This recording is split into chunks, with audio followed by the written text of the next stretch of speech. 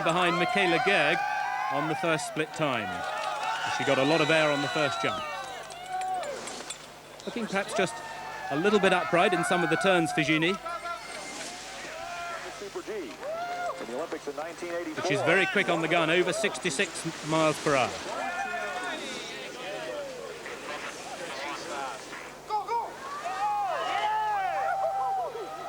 How's she doing on the second split? This is Valliser's time, and she's quicker than Valliser. She's a lot quicker.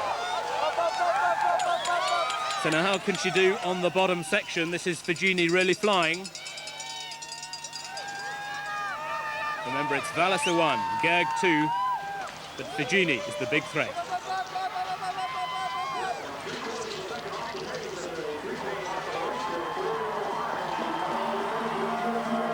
Has Figini kept it going over the bottom section? No, she hasn't. 15 hundredths of a second behind Valliser. She goes second. Karen Percy leads the Canadian challenge. The Canadians have been disappointing so far this season. Percy missed the Las Linas downhill, but she's a good all-round skier. Finished second in the World Championships last year and gained an Olympic bronze. And she's only seventh, over half a second behind Michaela Gerg.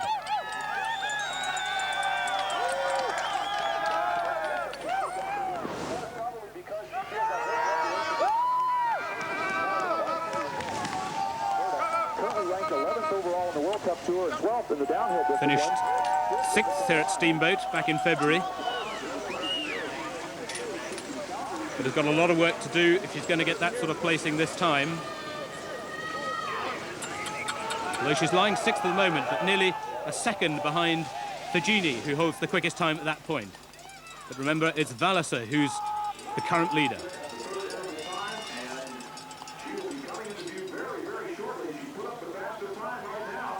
Through the bumps and rolls of the final schuss, Karen Percy for Canada, coming up to the finish line. 1:32.69 is the time she's got to beat.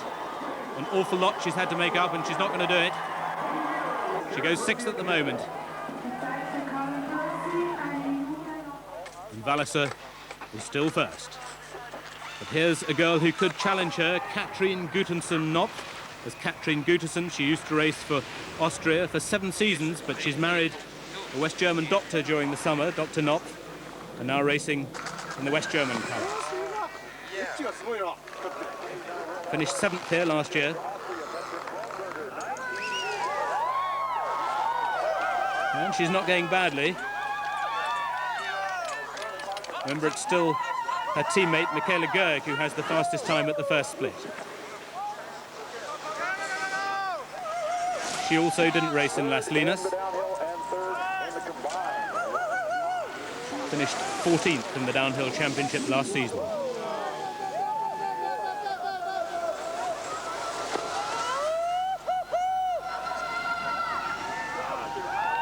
And she's picked up a bit on the second split. She's in third place, less than half a second to make up.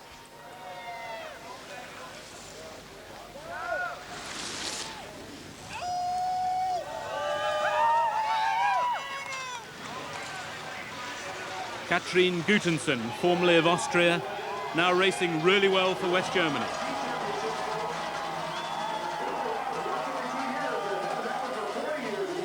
But no, she's slipped back to 5th place as she crosses the finish line. Still Valliser 1, Figini 2, Gerg 3.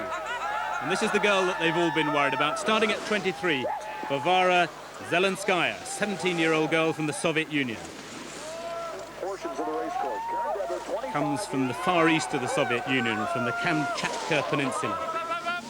Has been doing really well in training.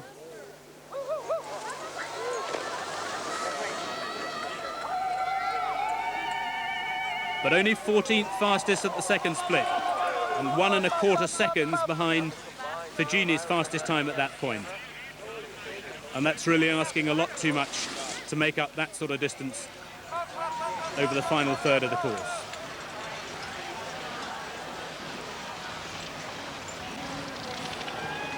But she's certainly got a future, this young girl from the Soviet Union. The Soviets are going to be a team to look out for. She comes over the finish line and she's over a second behind, but she goes 8th, and that's a great result for Zelenskaya.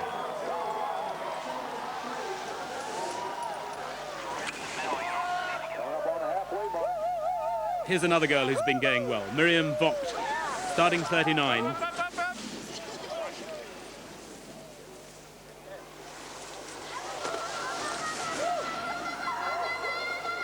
Had a best result of 11th in 1986, and she's 8th here, less than a second behind Figini's fastest time at that point. The West Germans have been going so well here. Can Vogt add to their tally? Swinging her way down the final rolls, you can see now how flat the light is. She comes up to the finish, 1:32.69 to beat. Can she do it? No, she can't, but she goes 6th. Miriam Vogt of West Germany. So the first downhill of the new winter sees the Swiss domination continuing, but it was an encouraging day for West Germany, with 3 in the top 6. And the Soviets will clearly need watching, with the young Zelenskaya equalling her previous best in 10th place. Next weekend, they move to the Canadian Rockies for 2 more downhills, but in possibly her last season, Maria Volleser has got the best possible start. To win a downhill in December, it's always very, very nice. You can be quiet for the next races, you can be quiet the whole winter, and to be much more confident for the other downhills. Well, the men haven't had a downhill yet. They began the season 4 months ago in Australia, the first time the World Cup has been out there. With Ingemar Stenmark now retired, 23-year-old Lars Eriksson took over the Masters role in the giant slalom, the first race of all, and Sweden had started the winter in style.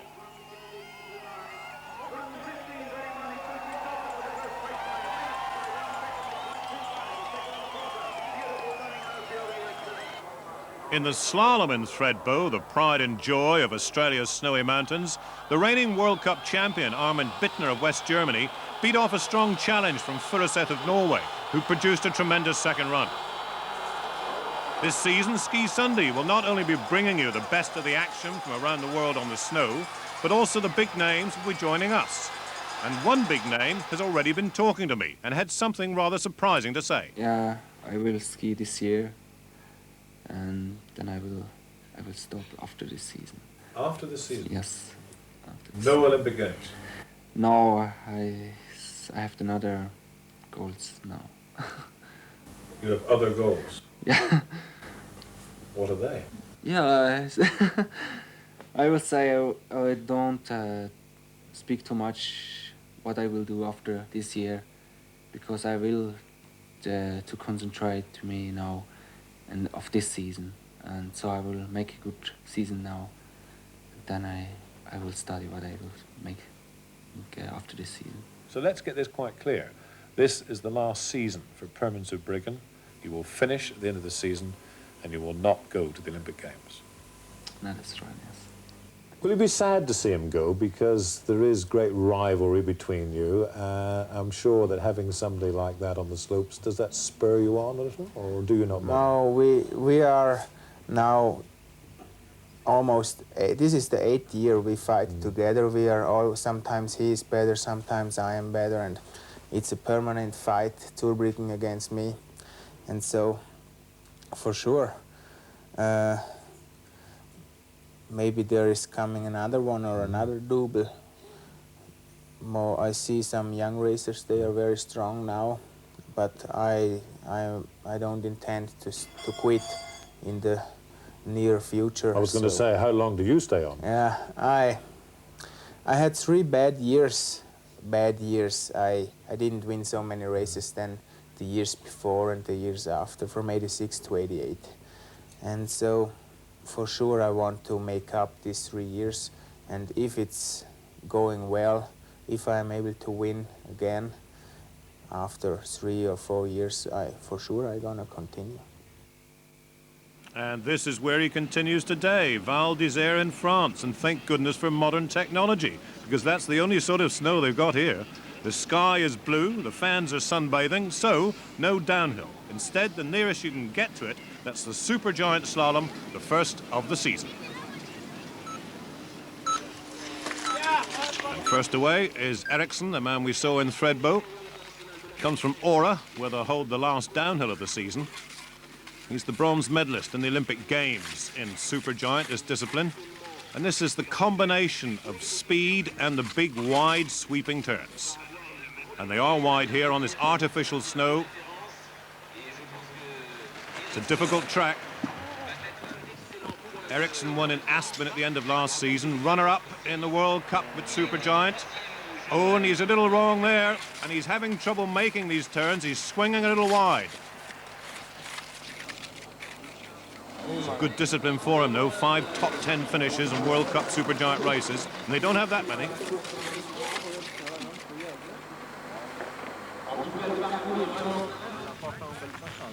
There's the split time, 51.15. Ericsson drawn number 1. You can see that's the only snow, all been made on the mountain. Oh, and another little mistake by Ericsson there. Comes from a big skiing family. His mother was an Olympic racer. It's only one run in supergiant, and 1:17.66 the target. Ericsson now has the long wait. Not many smiles there. Italy, Peter Rangaldier. Comes from Val Gardena, where we will be next week. Young racer, just be 21 4 days after Christmas. He's really a downhiller. 3 top 15 finishes last season, 2 at Wengen, 1 at Kitzbühel, so he likes the big occasion. But he's got to find the technique to get around the big sweeping turns. He likes to just go head first, top to bottom.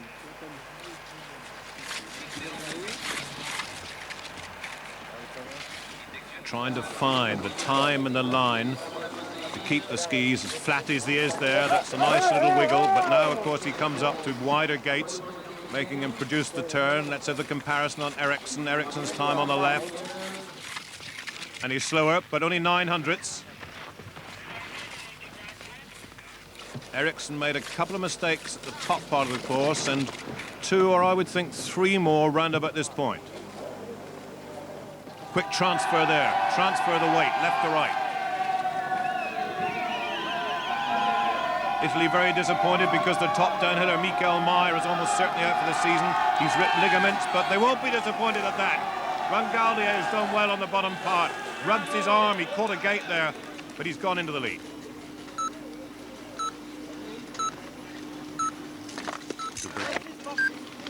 Last season, as you've heard, he's now married. He won 7 supergiants in his career. He's the supergiant World Cup champion. Won the opening race last winter. This is the opening race of this winter. Rangaldi, the Italian, still leading. Very disappointed he didn't win the World Championship title in Vale. He was runner-up to the fellow Swiss racer Martin Hengel. And it's on the turns that Zurbriggen has developed a problem over the last 2 or 3 years. So anxious to finish off his great career in style. Sits a little there. Now. How's he going? Ooh, he's well done. That's over half a second. Only 4th fastest of those are already gone. Zurbriggen racing at number 6. So he's got an awful lot to do on this bottom part, but this is where Rangaldier made it up on Ericsson, so it's possible.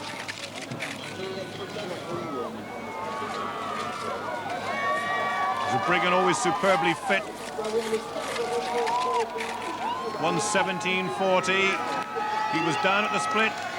He's still down. He's still down. He hasn't made up anything there. Stays 4th.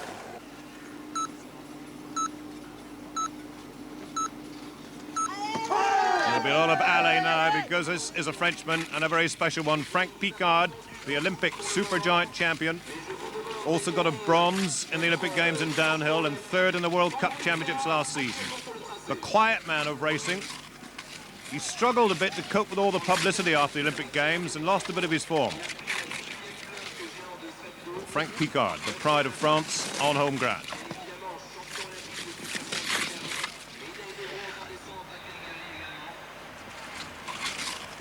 won one of these sort of races, a supergiant in Vail in America at the end of last winter. His only World Cup win there. Good tidy racer, compact racer. Came really from nowhere in the Olympic Games. He'd had a promising season. How's he doing at this stage? And yet, Picard's up. The French have seen it on the big scoreboard. He's up by 1800. Frank Picard leads for France from the Italian Rangaldier. Can he keep the lead? It's the time at the bottom that matters. And listen to the crowd now. They're loving this. 1:17.40 the target. The one-run supergiant slalom. The first of the season, and Picard is in. Nearly a quarter of a second, and Picard leads. French are delighted. And there's quite a few Italians here, and they've come to see this man, the pasta-loving, disco-dancing Italian, Alberto Tomba, drone number 13. Brilliant and unpredictable. Giant slalom champion, Olympic Games, slalom champion.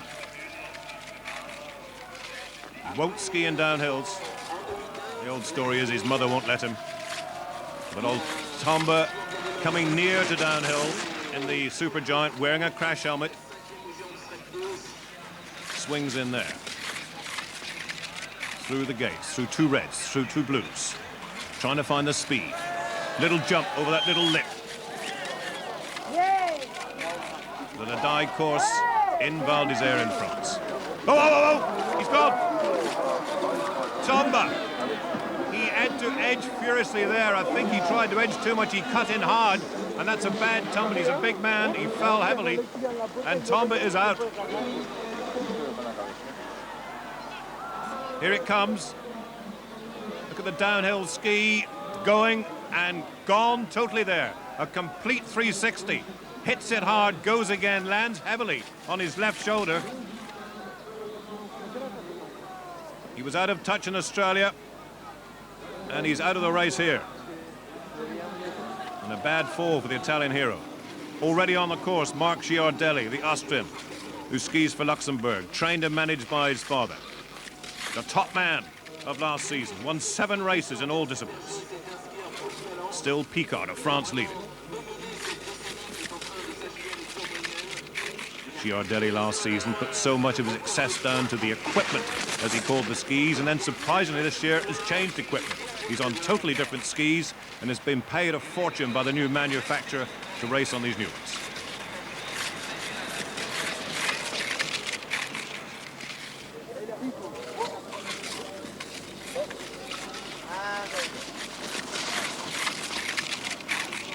Tomba, by the way, is still on the mountain.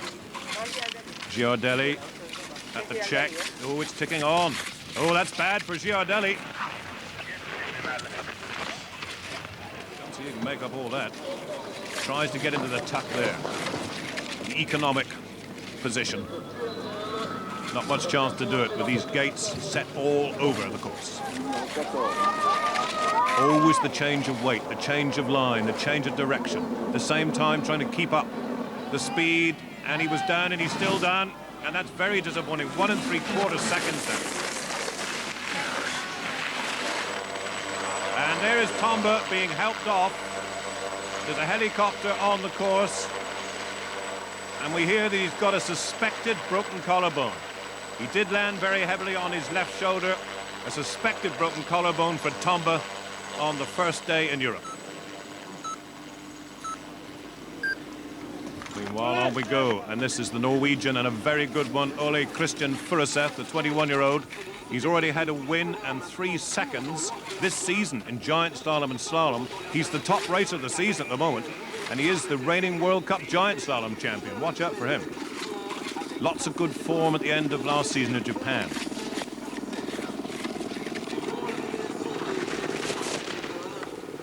He's not really a super giant man. More the technical side of slalom and giant. He's got to find extra speed, which is what he lacks in supergiant. A little bit of an uneconomical jump there. That's been a tricky corner all the way. Where Tomba went. Clips that gate hard, sits back heavily. I think the gate put him off balance. He's just under half a second down in 6th place. Furuseth, the top man of the season so far, having his first race in Europe. They've been to Australia, they've been to America.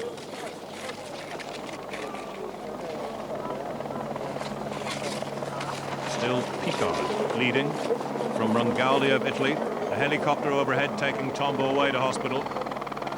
And Furuseth, he's done well on the bottom part. Picked up into 4th place. Too many mistakes at the top. Right down now to the lower numbers. This is number 35, Niklas Henning, Eriksson's teammate. Eriksson lying 3rd behind Rangaldia, who's 2nd, and Picard, the Frenchman, must think he's got this now. Henning, like Eriksson, comes from Ora, 24-year-old.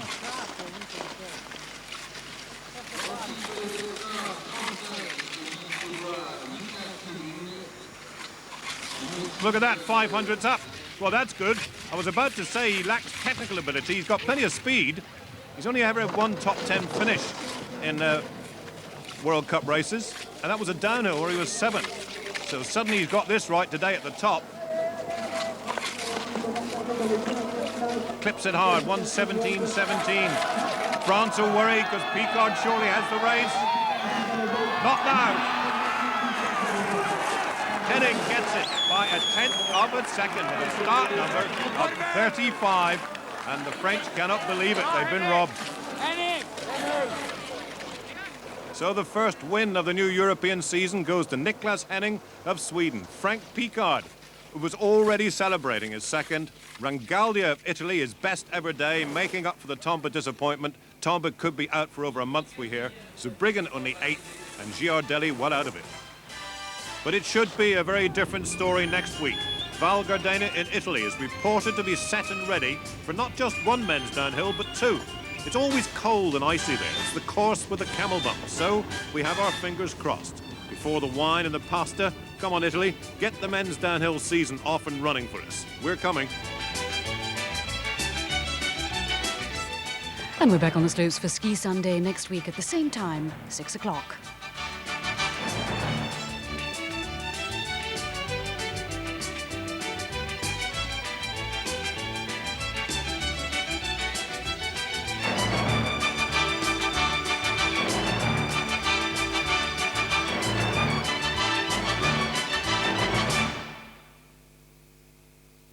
Glamour, fashion and sport. Ski 90, the BBC magazine with a complete story on winter in the snow. Meet the big names on the professional scene, the dangers they face, the money they earn. There's a 4-page profile on Permin Zurbriggen, the downhill hero in his final season, and a full guide to the competition he'll face on the slopes. Find out what to wear to fit your budget, when to buy and when to hire, and where to go to learn or be a fashion leader. And win a luxurious £2,000 Canadian skiing holiday. It's all downhill after you've read the BBC Ski 90 magazine. Out now.